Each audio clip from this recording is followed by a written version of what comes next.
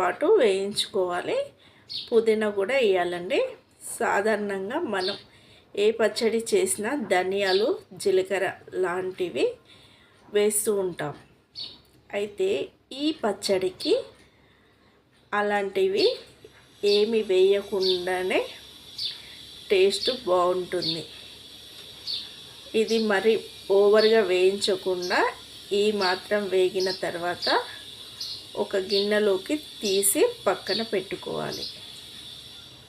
ఇప్పుడు ఇందులోనే ఇంకొక స్పూన్ నూనె వేసి, నూనె కాగిన తర్వాత తినే కారానికి తగ్గట్టు